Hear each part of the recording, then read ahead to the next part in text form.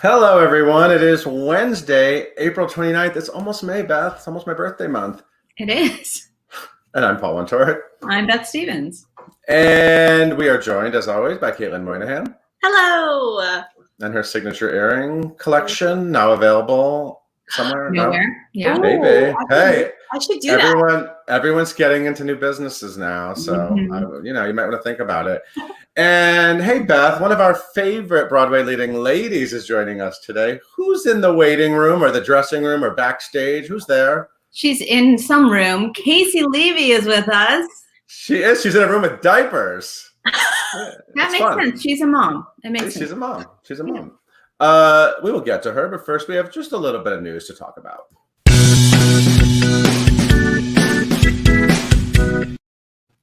Although we're not talking about Tony nominees today, we do have other nominees to celebrate. Yeah, Beth, yesterday would have been Tony nomination day, right? That's right. We would have been extremely stressed this week. That's correct, because actually they had changed it so it wouldn't have been a Wednesday matinee Tony junket. It was going to be. Normally everyone would get nominated on Tuesday, then Wednesday we would have to interview everybody, and then they would have to rush to their matinees and do two shows. That's right. Which was ridiculous, but they weren't going to do that this year. They were going to make it tomorrow. Doesn't matter. It's not happening. Yeah. It's okay. Whatever. We can celebrate theater in Los Angeles and Orange County with the LA Drama Critics Circle winners, which were announced today. And it's the 51st annual awards. And these are also called, for some reason, the 2019 awards. It must be that's their eligibility. Okay, well. That's very confusing. They call them the 2019 award.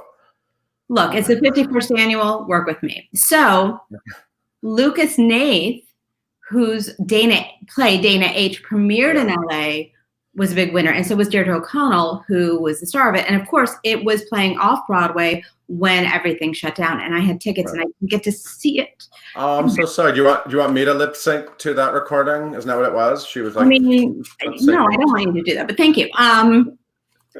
Other big winners were Indecent and The Wolves and Witch at Geffen Playhouse.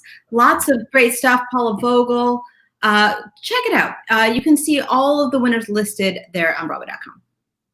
Cool. That sounds like something we should do. Find out all the winners. Yes.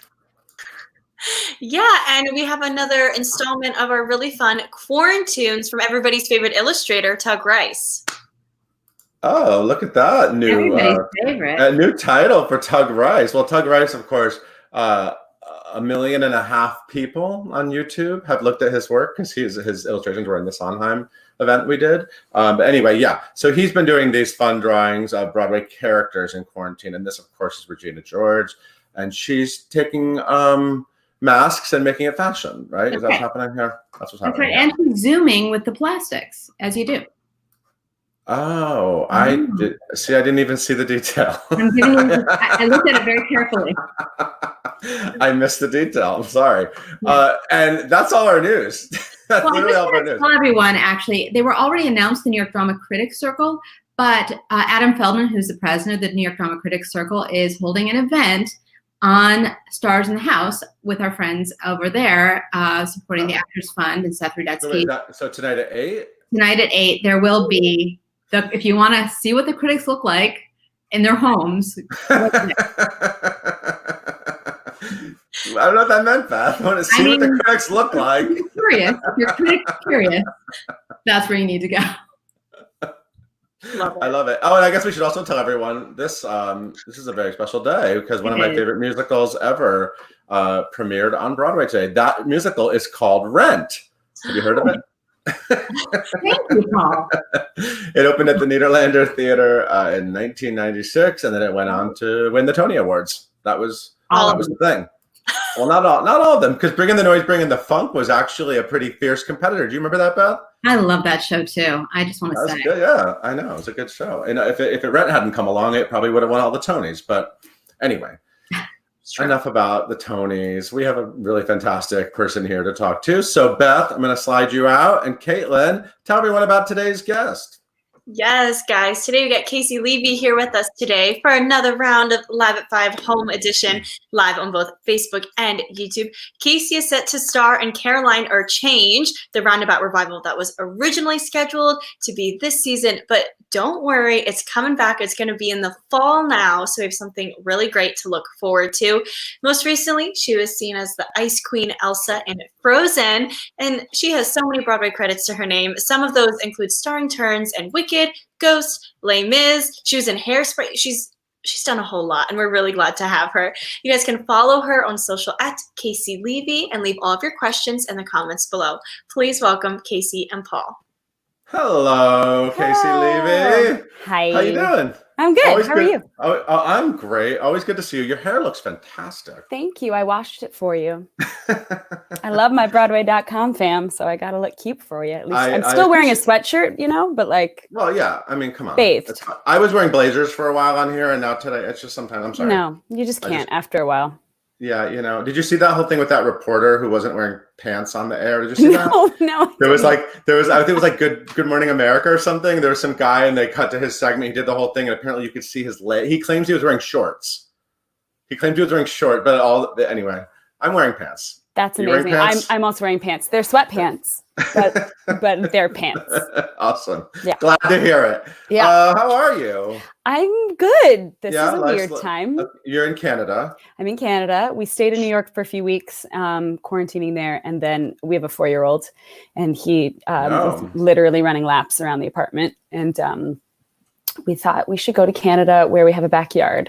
So we've been here. First, we quarantined elsewhere when we got over the border because that's the law, and we would have done it anyways. So we got an Airbnb for a couple weeks, and then we came home, and now I'm in my childhood home. This is my brother's bedroom. I love that. Yeah, that process that's really interesting. So you finally got to the finish line. Yeah, it was a lot. It was a lot on our child because he was like, "Where am I? What's happening?" And also like, "Why are you guys around all the time?" Because normally I'm gone every night doing a show. And David, my husband, is gone half the week teaching at a university in Jersey called Stockton. So it's usually a babysitter with him. And he went from barely seeing us to seeing us all the time. Right. Which has been the lovely part of this awful time. And I actually didn't think about that because you were in Frozen for 2 years on Broadway. And Isaiah was really young when you started that. So it's been actually like that's been a big chunk of his life. So now you're sort of getting this golden time with him. Totally. Like I started the lab for Frozen. By the time we finished, when Patti and I closed in February, we'd been doing it for almost 3 years. So the lab, I started it right after Isaiah turned 1. So his entire life I've been Elsa that he can recall. So now he's like, I guess mommy just doesn't have a job, which is sort of true for now. So is he enjoying the backyard? He's loving the backyard, loving the rocks and the sticks and the running and the kicking and all of that. I love it. Yeah. So let's talk about Caroline or Change because you were Rose, right? Is that her name? Rose. I know Rose. I remember Rose. Rose. And I was very excited that you were jumping into that because it was such a great switch after Elsa. I love that you were doing that. And so where were you in the process when this all went down? We were about to do our invited dress rehearsal. It was the day before our first preview when Broadway got so shut down. So you were all the way through tech. Was your dressing room decorated? And luckily everyone was like, "Whoa, your dressing room is like looks really good." But all I had done was put all of my Frozen stuff into a suitcase, walked it up 8th Avenue, and dumped it out in my new dressing room. So mine looked like I'd been living there for 2 years. So in that way it was decorated, but we were all through the process. I'd been doing double duty my last 2 weeks in Frozen with rehearsals for Caroline. So I was rehearsing Caroline all day and then going to do Frozen at night. And then we finished our rehearsals, moved into the theater, teched it. And it was that afternoon of our invited dress that everything changed. That's crazy. Yeah. And were you enjoying it? Let's talk about Rose a little bit. I mean, Rose it's obviously very different. Let's talk about sort of who she is and what the story is. I think, a lot of younger theater fans, you have a lot of, you've done a lot of shows that have targeted people too young to know Caroline or Change. Totally. You know what I mean? So it's going to be exposed to a whole new audience. Yeah. It's a much more serious meaty show in a lot of ways. It's very racially and politically charged. It takes place in the 60s in the South. And there's an African-American maid working for a Jewish household. And it's about mainly Caroline, the maid, and Rose's stepson, Stuart's son. Stuart's played by John Cariani, and he's the best, just amazing. Yeah. And it's really about the relationship between Noah and Caroline. And then there's those of us sort of in their orbit revolving around them. And Sharon D. Clarke is astonishing. Yeah. And my old friend from Ghost in London. Right. I know. I love that. I'm a Ghost freak. I love Ghost. I mean, come on. That music was incredible. So she's just mind blowing what she's doing with the role. And I was so excited to do it because, as you said, it was such a 180 from Elsa and from all these like big splashy commercial musicals I've done. So I was really gunning for getting the role, and I sort of had it in my head, like, I'm going to get this job because I think I'm right for it. And I had these wonderful auditions, and Michael Longhurst, our director, is incredible. The whole team. Did you know him at all? I did not know him at all. Okay. I had auditioned for Janine for Fun Home back in the day. And yes, so you were ready to shave your head? I was actually at one point told, like, okay, if you get this, you're shaving your head. And I was like, wow, that would have been cool. Yeah, not shaving your head, but a close crop. I know, crop. Yeah, but no, it didn't come to that. So like I knew a lot of the people in the room, but I didn't know Michael. And what's really cool about this production is they already did this beautiful version of it in London. Yeah. And Sharon won the Olivier, of course, and it had such heft behind it, but they weren't trying to completely replicate the London production with us. So we really got to find our way in the rehearsal room, but at the same time know that our team had it under control because they knew what this beast was. So the actors felt super supported in just like figuring out this really complicated story and complicated music as well. Mm-hmm. Right. And I really enjoyed the rehearsal process. I mean, I found it scary at times because it was very like a vulnerable place to be in after 3 years of Elsa and really like knowing what I'm doing there. But that's why we do what we do, right? Is to like constantly shake it up and push ourselves a little bit. And the company is really exceptional. So yeah, rehearsals were great and challenging. And we were very ready for our audience. So it was very heartbreaking, as it was for all the shows, when we closed down for a little while. Yeah. So the plan now is that it's coming back like later, like next season, like so roundabout. They announced. We don't know the specific date, but September. Okay. And Todd Haymes literally walked from the Broadway League meeting where they decided to shut Broadway down to our theater and stopped us mid rehearsal and said, "I don't know any more than this, but I walked straight here to tell you guys what's up." He's just been incredible. And like, you can tell from the way he speaks about Caroline or Change that he's so committed to the show. So they are definitely bringing it in. And it's, the set is just hanging out at the theater right now. And hopefully we'll be unlocking those doors and getting back on stage soon. I know. Is anyone dusting those sets? I was thinking about that. I mean, I was wondering about that. We have a cast text chain, and everyone's like, "Did you get your makeup brushes? Like, did I leave food on the counter?" Like, right? Thank God. Yeah. So we'll see. We'll see. Something I haven't thought about until right now. Yeah, like all rotting food in dressing rooms. I know. Let's not think about it. Hopefully, it'll be fine. So, you actually have a history with Rent. It's Rent Day. We're calling it Rent Day. Why Rent not? Is my first job. Yeah, talk about what Rent means to you and what that show did for you. It means everything to me. It was my dream show. It was like my Hamilton for a lot of the young people today. Like I sang all the songs at summer camp when I was 12 or something, maybe a little later. So when that was my first job out of drama school, I got it the week I graduated and went on the road, like on the non-ec bus and truck tour, and made friends for life. And, I was playing Maureen. It was insane. It was like my wildest dream come true. And I really learned how to be an actor on that job. And it's funny because so many amazing people have gone through that non-ec tour. Like the cast right after me had Rebecca Naomi Jones, one of my good friends, Aaron Tveit, and who else? There was somebody else in that company that was Konstantin Maroulis. Like all these people like came through right after us. Yeah. Just him. Yeah. So yeah, it was just one of those shows that I think, and that incarnation of it, that tour really like launched a whole bunch of us into figuring out that we could actually do this for a living.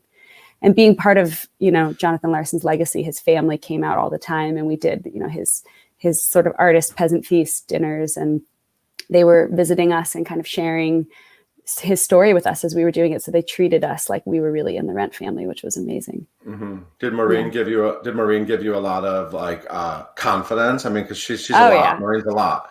Yeah, I got to wear like vinyl pants or like pleather and, make that late in the first act entrance and be talked about the whole first act and then come out, Joanne, which way to the stage? Like, it was amazing. It was the best, singing that music and doing Over the Moon, which was just, my first few roles when I first came out of school were these comedic, wacky roles like Maureen and Penny and Hairspray. So those are always the most fun parts to play, because you can just kind of let loose and be the comic relief. And with Maureen, belt to the heavens and sing this just beautiful music. I mean, to this day, I hear Will I and I just cry. It's just God, I think that's my favorite song from the show.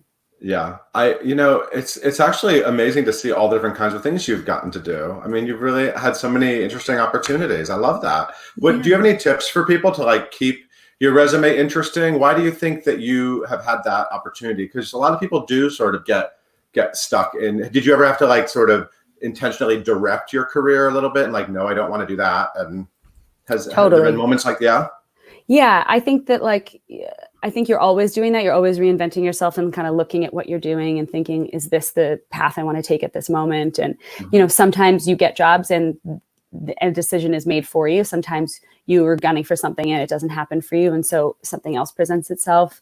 So that's for sure part of it. But I also think a lot of it is just like staying open to the possibilities, because I never really had a path that I was following. You have to stay flexible, but seeing as much as you can and like working on your different abilities, and if like you're not a dancer, like my advice, would be to like keep going to dance class, because eventually you're going to want this part that you have to do some moving in and those kinds of things. If you're sort of preparing all the time, then you're putting your best foot forward as far as being able to diversify your resume a little bit. But I don't think there's anything wrong with sticking with what you're good at either. There is, it's like a balancing act of embracing how the industry sees you and riding that wave, and then choosing the moments when you want to push back on that and push outside of the box that you've been put in and show some other colors. And that's what I'm really excited about for Caroline or Change, because to me, it's something I should totally be playing, but a lot of people are used to seeing me do something else on stage. So I'm excited that I get to like show a different color.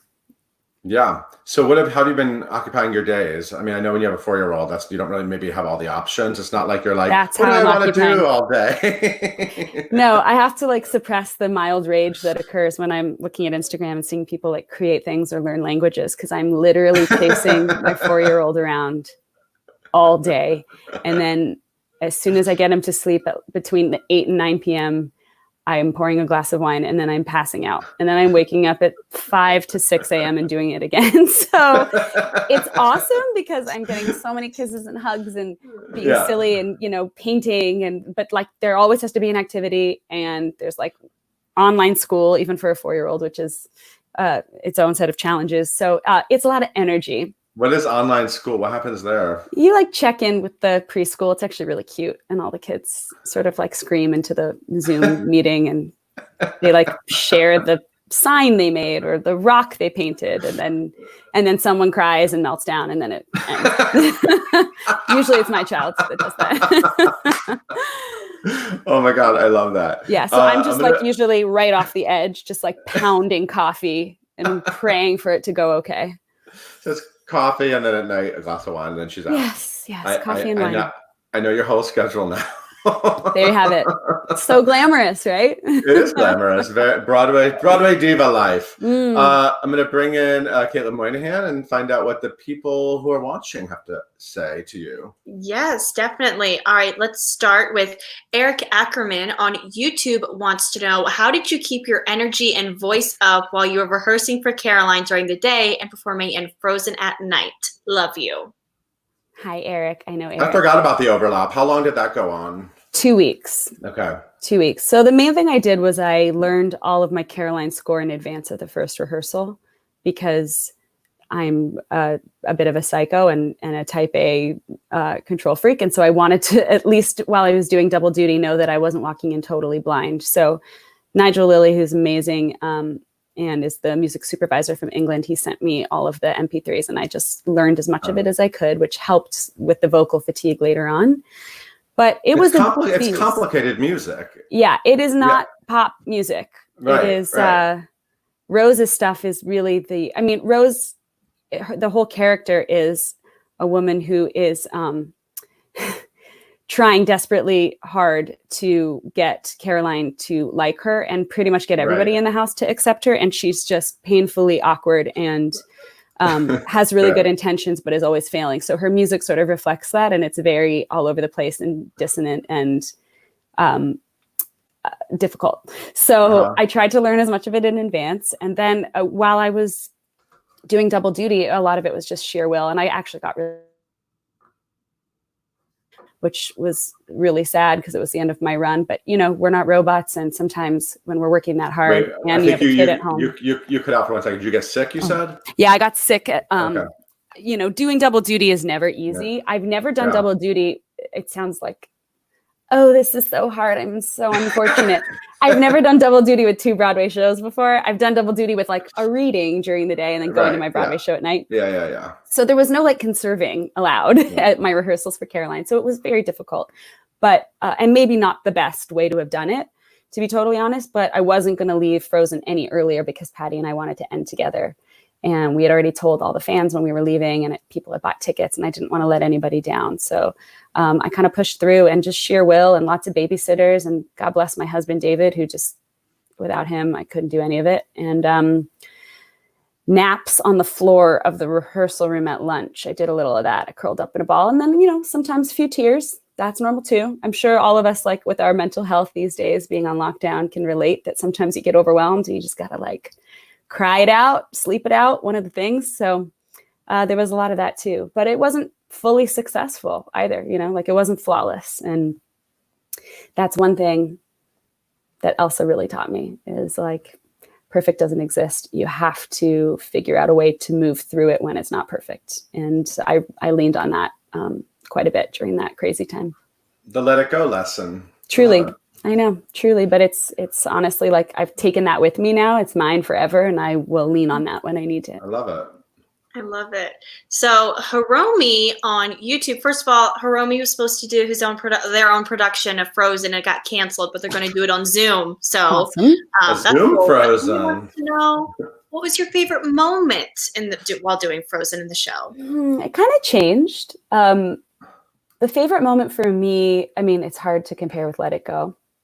Because that was a big diva moment with Jonathan Groff loving that whole thing. Yeah, totally. And just everyone in the world knows the song and was waiting for it, and the energy in the room every single night was just wild. And that dress was amazing. And but yeah, my favorite moments changed. I had little rituals off stage before I would enter for different scenes that I loved, like. Every day in the wings during Christoph's lullaby, I would harmonize with his song before I sang Monster. So I would just kind of like hang backstage with a couple of the same people. Mm-hmm.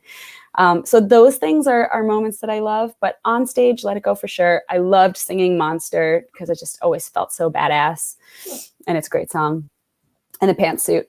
And I really love doing Dangerous to Dream because I just loved introducing that song to Elsa's storyline and like setting up her character. I just felt like the musical did such a phenomenal job of going deeper with her part. And like that song really set up her journey before Let It Go. So then by the time you get to Let It Go, it means that much more because we've really gotten to hear from Elsa at the beginning of the show. Right. Amazing. All right. We've gotten this question a few times before, but I really like it because of what Paul said about your resume. So Andrew Colin wants to know if you could reprise any of your past Broadway roles, which one would you want to go back to? Oh.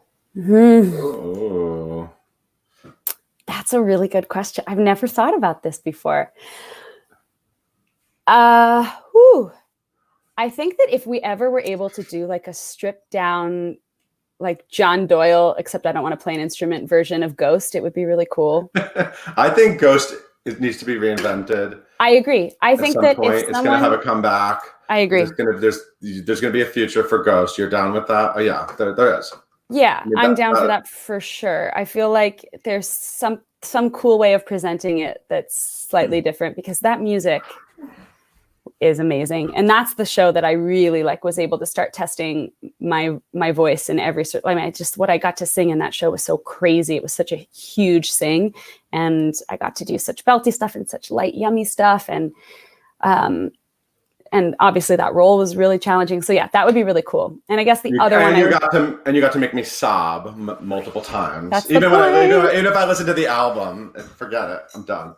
I can't with that show.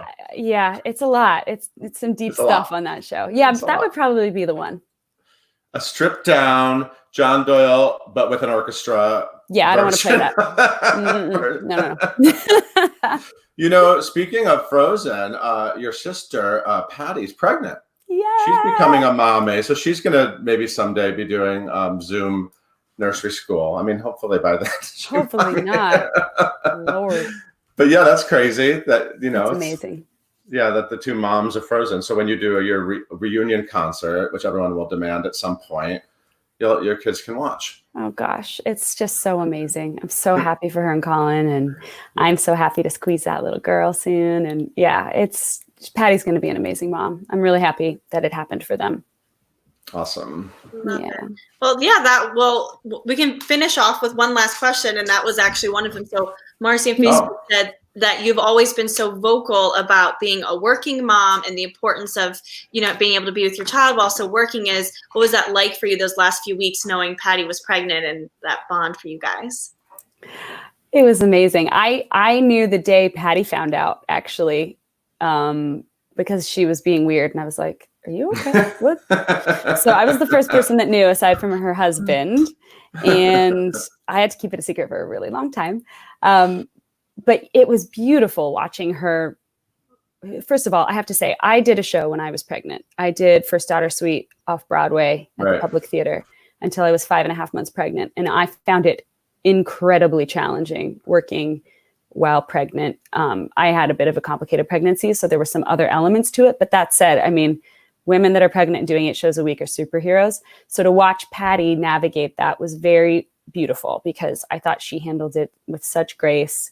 She barely missed, she missed a handful of shows when she was throwing up, God bless her. And she continued to be the exact same leader in the building. And she didn't complain. She just did it. She was so happy to be pregnant. And it was really awesome watching her from the wings and knowing that her baby was with her for this. And I liked to tell her about all of my experiences, because when I was on stage in my show Pregnant, that was the first time Isaiah kicked. And I felt it, and I was like, wow. So I was excited to watch her sort of feel those things while sharing this story with the world. It's a really unique situation, and something I always think back to fondly. So I'm glad she'll have those memories too. That's the one thing Disney magic can't pull off. They can create all kinds of things, but they can't create that magic. That's like the one kind of magic they can't create. Disney's pretty stellar, but maybe not that. Bring Beth back in. Beth is doing the mom thing too during all this. You guys are both sort of going through that. That's a lot. And moms of different ages. So the kids, every age has a different challenge. I'm sure it is very difficult and very lovely in a whole unique set of ways for you, Beth. Oh yeah, I've got the tweens. The tweens, yeah. I will take running around all day. I don't know. I bow to you. By the way, can I share that you told me that Libby, your daughter, learned the Witch's Rap because of the Sondheim concert. That's right. If she hears a song just like once or twice, she can remember lyrics, even Sondheim lyrics. She saw Into the Woods, the movie, but she's now obsessed with that performance. I love it. Yeah. That's amazing. Oh, Caissie, thank you so much for being here. So good to see you. Please say hi to your husband. I shall. So good to see you guys. Enjoy Canada. I will. I'm waving a flag now. There's a lot of Canada love now because of Schitt's Creek, right? Like I feel like people are so like pro Canada. Yeah, I mean Canada does rule. Let's be honest, but that's Schitt's Creek is just yet another reason to love our people. Yes, I'm a big fan. Amen. Well, we adore you, and we hope to see you soon. And we can't wait to see you as Rose. Oh, I can't wait to be back in New York and back on Broadway. Let's just all make it till then. Let's keep our spirits high and know that, like, at least we have theater on the other side of this to look forward to. Absolutely. Okay, Caitlin, why don't you take us out?